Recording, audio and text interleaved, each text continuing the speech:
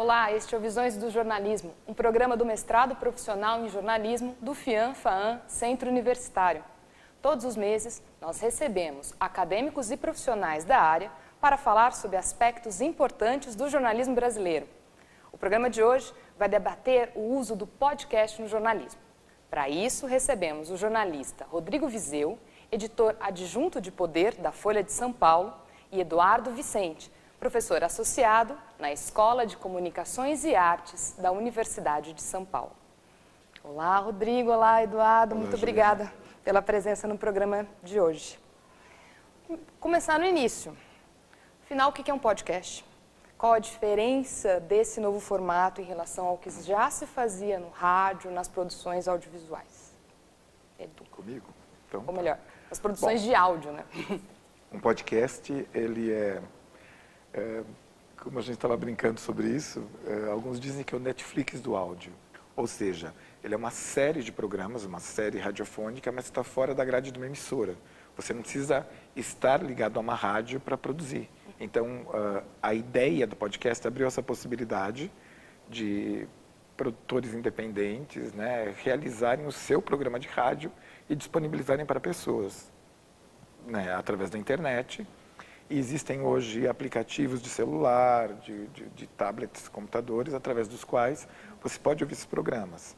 Então, você não precisa ir até o site, você pode assiná-los e ter esses programas disponíveis no seu aplicativo. Cada novo episódio do programa, ele já fica disponível no seu celular e você pode ouvi-lo. Então, a gente pode definir isso. O podcast é uma prática de produção e escuta de áudio através da internet.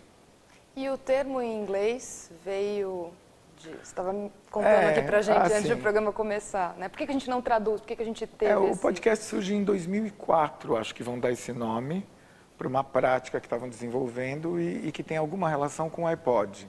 O nome podcast vem isso, uma mistura de iPod, né, aquele player de MP3, né, que a Apple lança em 2001, com broadcast, que em inglês quer dizer a ideia de transmissão, de difusão.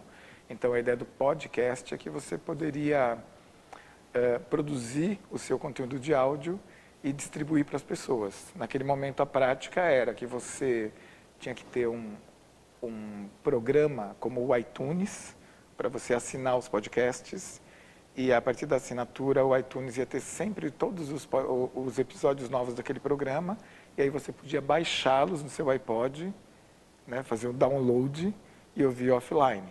Então, a prática começa antes, basicamente, de existir smartphone, antes da internet móvel. Então, a prática naquele momento era essa. Era você baixar esse programa quando você se conectasse na internet e depois ouvir, sei lá, correndo, no ônibus, em qualquer lugar, com seus fones de ouvido, através dos iPods. Então, ele foi uma coisa desenvolvida, e também com esse nome, também no sentido de ajudar um pouco as vendas, né? Também tem essa intenção promocional, assim, de práticas culturais através do iPod, que foi realmente um equipamento, né? A associação entre o iPod e a internet, através do iTunes, né? Foi uma prática que mudou muito o modo de consumo de música, o modo de consumo de áudio. Então, foi um momento em que essas coisas aconteceram, assim.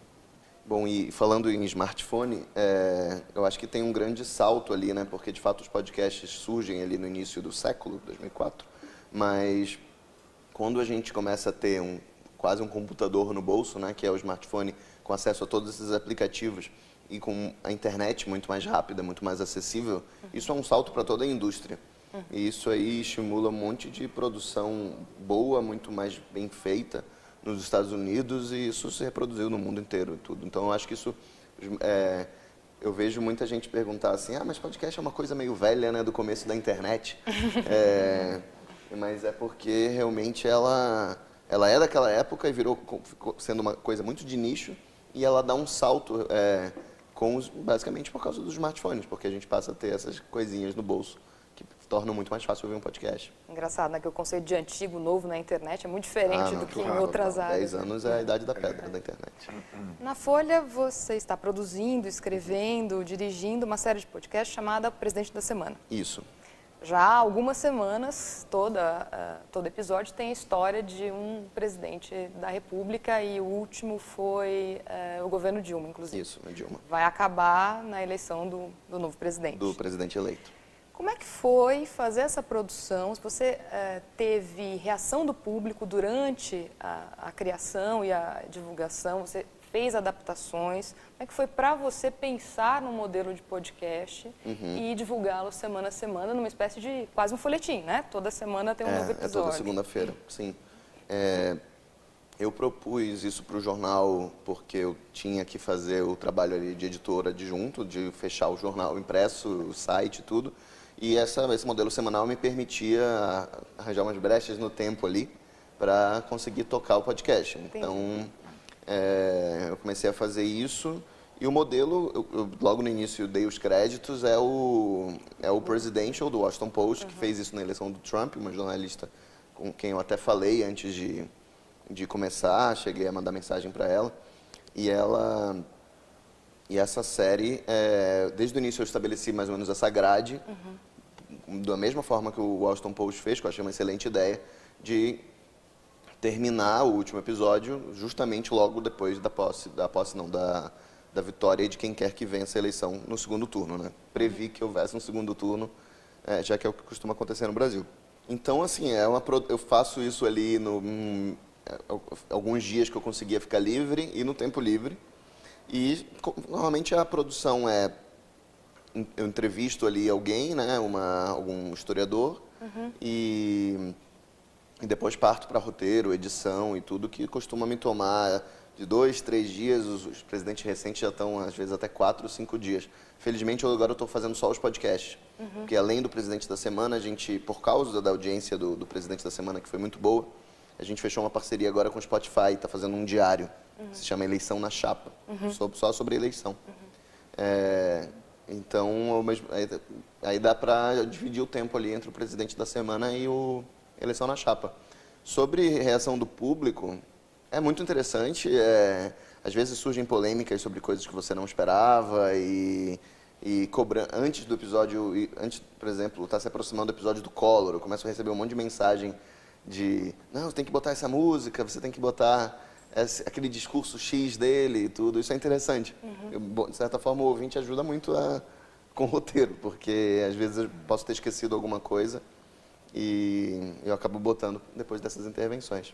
E a narrativa interna, né, de cada um deles, quer dizer, como é que você editou, como é que você pensou em apresentar esse conteúdo, porque os presidentes anteriores têm muito menos material do audiovisual, mas enfim, material de áudio para você usar no podcast do que os presidentes mais recentes. Assim, isso foi se modificando conforme você foi fazendo o material?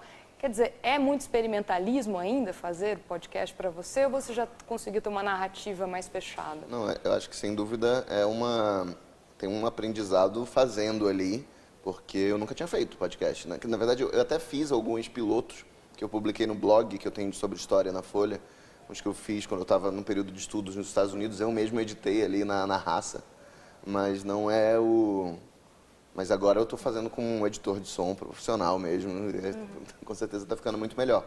Sobre a construção da narrativa, minha linha de produção é basicamente o seguinte: eu pesquiso um básico sobre cada presidente, pesquisei, né, nos que eu já fiz, e para me preparar para uma entrevista, em que falo e com o especialista que vai falar sobre aquele presidente. E aquele especialista já me ajuda muito a estabelecer a espinha dorsal de cada presidente, ainda mais os antigos, né? Em que os novos a gente já tem nossas próprias ideias sobre eles, né? E eu estabeleço ali uma bibliografia básica de coisas para eu ler também, e aí é tocar o roteiro, é escrever o roteiro com base nas entrevistas, e vou ali encadeando entrevistas com o que eu pesquisei, e a partir na verdade, a partir do Washington Luiz um pouco, que eu comecei a ter músicas. Aí eu acho que começa a ficar muito mais legal, inclusive. Acho que os episódios primeiros eu consegui contar bem a história, mas se torna bem mais interessante quando você pode ouvir o jingle da campanha do Getúlio Vargas e tudo, fica bem mais saboroso, né?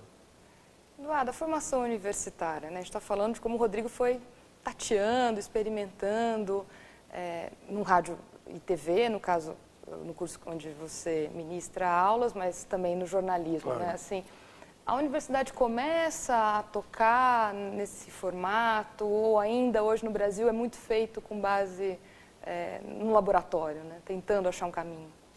Não, eu acho que ainda estamos longe de ter na área de ensino universitário, eu acho que o podcast ainda é um grande ausente. Assim. Eu tento suprir essa ausência. Na pesquisa também? Na minha pesquisa, eu pesquiso muito sobre podcast. Fiz uma pesquisa recente na Espanha, né, estudando um pouco a produção e recepção de podcasts em alguns países da Europa.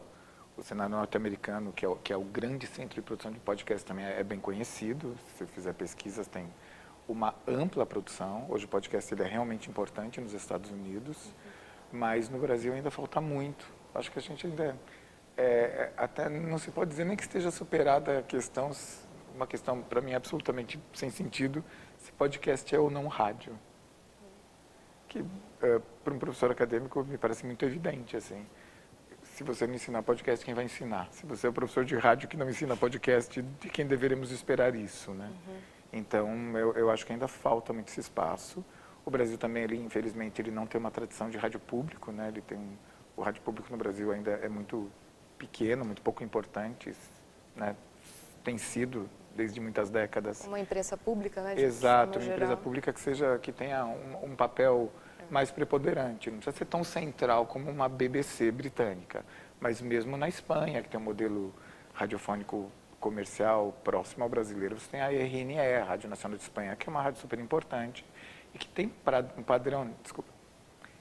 padrão de produção que hoje é muito próximo do que é o padrão do podcast. Essa ideia de você estar produzindo programas editados para apresentar depois, que nem você faz. O rádio no Brasil, em essência, é ao vivo, né? A ideia de você produzir programas, ainda mais com cuidados, um editor de áudio, reunindo material de arquivo, música, jingles, discursos, como você faz construir uma narrativa, né? Uma narrativa editando áudio, é uma coisa muito distante do que é o dia a dia, do que é a tradição de uma empresa radiofônica no Brasil. Então, para nós dominar, vamos dizer, e reconhecer esse tipo de relação com a produção sonora, eu acho que ainda é um pouco difícil. Assim. É curioso você falar isso sobre a tradição do ao vivo, do rádio. Isso parece ser tão forte e grande que influencia até os nossos podcasts no Brasil. Totalmente. E é muito, sim, exatamente. A tradição no Brasil, claro que há excelentes podcasts de debates no Brasil, mas a gente vê uma grande hegemonia de podcasts que são 2, 3 pessoas, 4, às vezes até mais, debatendo um assunto, mesas redondas, que é basicamente o rádio, né? É o que o rádio faz. Isso, exatamente. Claro que tem edição, né? Tem vários inserts de áudios e tudo. Ou não. Ou não. Mas não existe... não tem tantos podcasts no Brasil quanto a gente vê nos Estados Unidos de storytelling, né? Como se diz, normalmente você contar de forma narrativa uma história. Isso deve ter tudo a ver com a falta de tradição do rádio. Perfeito. Também, né? Com a falta de tradição do rádio, e vamos colocar uma questão importante, com a falta de financiamento do podcast. Claro, Porque o podcast como prática de produção, ele é sensacional. Quer dizer, qualquer pessoa pode fazer um programa de rádio sobre qualquer assunto, tentar chegar a seu público. Né? A produção de rádio em si não é algo tão custoso, mas não existem formas de financiamento. Né? E aí eu tinha um amigo na Espanha que dizia isso, quando falam que é o Netflix do áudio, eu sempre lembro para as pessoas, só que você não paga a mensalidade. Não é que existe uma sustentação para essa produção. E esse é o grande problema do podcast. Mesmo internacionalmente. Mesmo internacionalmente. Nos Estados Unidos é muito baseado no que eles chamam de crowdsourcing, né? De financiamento das pessoas, dando suporte econômico para um podcast em que ela acredita, para realizadores com os quais ela se identifica. Existe também, hoje, tem até publicidade em podcast, mas isso, vamos dizer, os Estados Unidos é um caso muito à parte. E tem que ser grande, né? A gente vê grandes anunciantes ali no The Daily, do New York Times e tudo, mas é o The Daily que tem muitos milhões e é o New York Times. Isso é um processo até você chegar nisso, né? Porque não é gravar um áudio e colocar um arquivo disponível online. Isso não é um podcast. Ou pode ser? Eu acho que, eu acho que pode ser, mas exatamente a palavra podcast vem de broadcast também, né? A segunda parte da palavra. E aí eu acho que tem que ter uma difusão, né? Você pode dizer que você botou um áudio no seu site, você está difundindo algo, né? Não existe uma constituição dos podcasts que te proíba isso. Ainda que não seja algo roteirizado, com uma preocupação de construção de narrativas. Você pode mandar um áudio de WhatsApp e dizer que você está fazendo um podcast, porque você está fazendo um broadcasting daquilo. Mas, assim, aí é uma versão bem larga do conceito. Assim, eu acho que pelo menos tem que ter uma possibilidade de ampla difusão para você falou dessa assinatura, do pessoa poder assinar. Eu acho que isso é o que diferencia um áudio de WhatsApp do podcast. Eu vejo assim, se eu falar, o podcast surgiu em 2004, com essa prática baseada numa tecnologia que o RSS Feed, né, que era essa tecnologia que permitia que esses programas, né, o iTunes, pudessem baixar os episódios do podcast sem você ter que ir até o site. A gente está falando assim, de uma possibilidade técnica. Então agora dá para produzir áudio na internet, botar lá e alguém, vamos dizer, assina aquele áudio e ele chega até ele. Agora chega até o seu celular. Mas, enfim, você está meramente falando de uma tecnologia. Agora, o que é o podcast enquanto uma tradição de produção? Porque desses 14 anos, eles são um largo tempo. E, na verdade, você tem um marco nessa história. Se hoje a gente fala em podcast, estamos tendo esse programa, em parte é porque realmente, assim, embora no Brasil ainda estejamos começando a descobrir o que é podcast, mas o número de ouvintes certamente está aumentando. Mas nos Estados Unidos e em outros lugares, você teve um boom do podcast nos últimos anos, e isso está ligado a um fenômeno, que é um podcast chamado Serial, que é de 2014, que é um podcast que é derivado de um programa da National Public Radio, NPR, a rede de emissoras públicas norte-americanas. Eles têm um programa desde 95 chamado This American Life, que é um programa de radiojornalismo muito particular, muito distinto do que entendemos aqui para o radiojornalismo.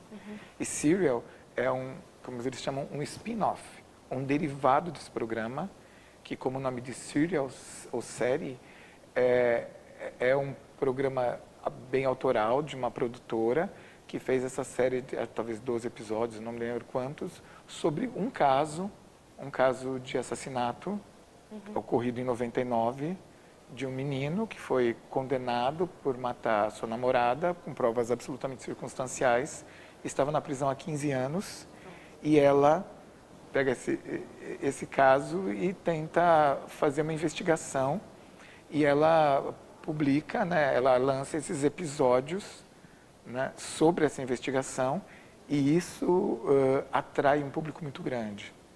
E esse podcast quebra todos os recordes de downloads, de público, e ele é um momento marcante assim na história do podcast enquanto linguagem, enquanto cultura de produção, enquanto modelo de produção.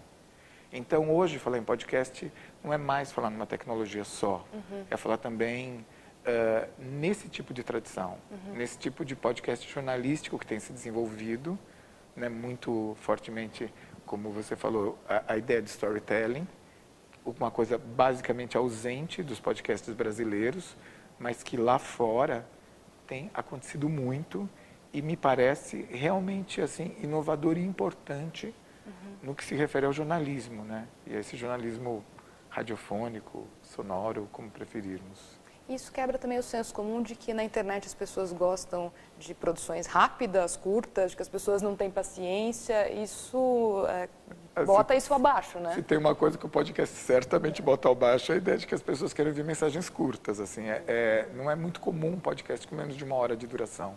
E não é tão incomum assim com menos de 3 horas, com mais de 3 horas. Sim. O seu o Presidente da Semana. Eu fiz alguns episódios de mais de 1 hora. Mas não é o mais comum. E é interessante, eu estou citando aqui um dado antigo, mas eu acho que talvez faça alguns anos, algumas pesquisas internas da Folha falavam de que o leitor médio lia o jornal em 15, 20 minutos, na média, ali no café da manhã, né, e tudo, lê o jornal inteiro, ou seja, ele provavelmente lia algumas matérias, e é isso. Né? E mesmo as reportagens no site duram minutos ali, a taxa de retenção que a gente diz que a pessoa está lendo cada coisa. E o podcast, essa série, que do Presente da Semana, a gente consegue ali, muitas vezes, mais de 90% e alguns episódios quase 100% de média. De episódios que duram meia hora, 40 minutos. Ou seja, isso é muito interessante, porque realmente ele ocupa aqueles espaços vazios do trânsito, das pessoas lavando louça, né? E quando vê a pessoa se engajou com um produto, né, que é produzido. Eu acho isso bem interessante. As pessoas querem ouvir boas histórias, quando tem uma história que chama a atenção, que prende a audição, a pessoa vai querer ouvir aquilo até o fim, né? Sem dúvida. Eu acho que tem um efeito colateral que eu li antes de começar a produzir podcast e vi que de fato acontece no meu caso, quando você publica um texto, uma matéria, mesmo um artigo de opinião e tudo, é aquela coisa lógica das redes sociais. A pessoa não leu, ela vê só o título e começa a atacar o que você escreveu, o seu trabalho.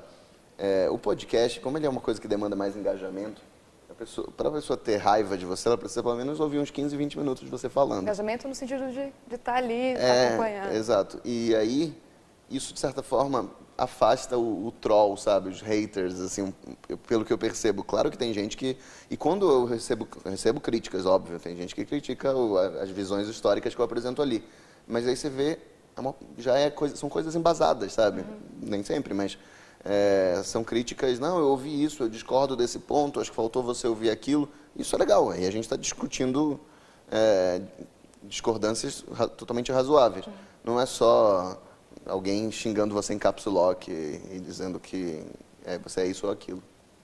A última pergunta é a conversa do podcast no jornalismo com a ficção. Há também uma tradição na ficção. Um bebe do outro ou são tradições diferentes? Bom, eu acho que sim.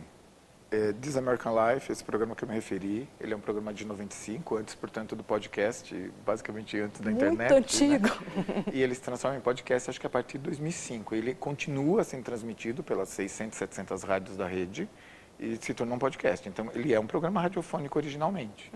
Mas um dos criadores dizia que ele estava criando um show jornalístico no qual eles usam todos os recursos da ficção. Construir personagens, usar cenários. Então, essa é a ideia do storytelling. Então, se você for ouvir hoje, há grandes projetos de podcasts jornalísticos. Tem um que eu realmente gosto muito, que se chama Rádio Ambulante. Ele é um projeto hospedado nos Estados Unidos, mas os episódios são todos em espanhol. Eles são episódios produzidos por correspondentes de toda a América Latina, então ele reúne histórias de toda a América. Teve, inclusive, recentemente um episódio sobre o Brasil, mas com uma jornalista espanhola, então ele é narrado em espanhol, as falas em português são traduzidas depois por ela. Mas se você acompanha essas histórias, é interessante porque eles são jornalísticos, né? Eu entendo que eles, logicamente, se mantêm fiel, né, a um relato, né, jornalístico, mas essa presença autoral do realizador é muito importante e também, em alguns casos, a maneira como a história é narrada e construída que te prende ao fio dessa história. Você não sabe exatamente como aquela história vai terminar. Essa história sobre o Brasil é muito interessante, chama Las Hijas de Maria Senhorinha, é sobre os moradores de uma comunidade no interior de Minas chamada Noiva do Cordeiro, sobre a qual foi feita uma fake news, dizendo que é uma comunidade composta só por mulheres que estavam procurando maridos, né? E teve uma fake news internacional, então teve um fluxo, inclusive, de estrangeiros para conhecer a comunidade, saber que mundo era aquele, feito só por mulheres. E essa jornalista, ela se indigna com isso, né? Com o teor, evidentemente, machista dessa reportagem, e vai conhecer o lugar. Mas você não sabe até o final que lugar é esse. Quer dizer, ela vai desvendando muito aos poucos o que aconteceu, o que foi o trajeto dela e quão surpreendente é a relação que ela estabelece com esse lugar. Então, eu acho que esses são os recursos da narrativa, essa ideia do gancho, de estar te conduzindo, de sempre manter o interesse, né, essa curiosidade de saber como essa história termina. Então, é essa aproximação, né, do jornalismo literário, né, narrativo, que eu acho que ela é hoje uma das grandes ferramentas do podcast. Eu acho que quando você cria uma tensão dramática, né, você encaminha o ouvinte para um clímax, ou você lê trechos de pessoas falando, e de certa forma você vai estar fazendo algum tipo de interpretação ali. Tudo isso são recursos da ficção, né, que você usa. Você citou esse bom exemplo, eu lembrei também do Radiolab, que outro dia eu estava ouvindo alguns episódios que falavam sobre como funciona a fecundação. E eles envolvem você, eles não estão contando uma historinha tipo de ficção, não. É uma história de informação científica. É uma divulgação científica para leigos, onde eles criam uma espécie... a melhor referência que eu pensei foi O Senhor dos Anéis. E eles claramente criam um ambiente, como se todo o processo de fecundação fosse uma aventura dos espermatozoides. E é interessantíssimo. Aí toca uma música, eles compuseram uma música para exemplificar o que seria a concepção e tudo. Isso são todos recursos sensacionais da ficção que você usa para contar a não ficção, né? Bem, o tempo acabou. É o padrão que a gente estabeleceu aqui no programa, mas a gente pode também começar a repensar esse padrão. Por que não? Porque os nossos papos, em geral, sempre podem render muito mais do que os nossos 25 a 30 minutos. Mas padrão podcast, um programa de 3 horas. Vou pensar no podcast a partir do Visões do Jornalismo, até porque você se desafia bastante, né? Assim, o aprendizado é grande também como profissional. Claro. Obrigada, muito obrigada pela presença, pelo debate, pela conversa no programa de hoje. Obrigado. Você, muito obrigada pela audiência e até o nosso próximo programa.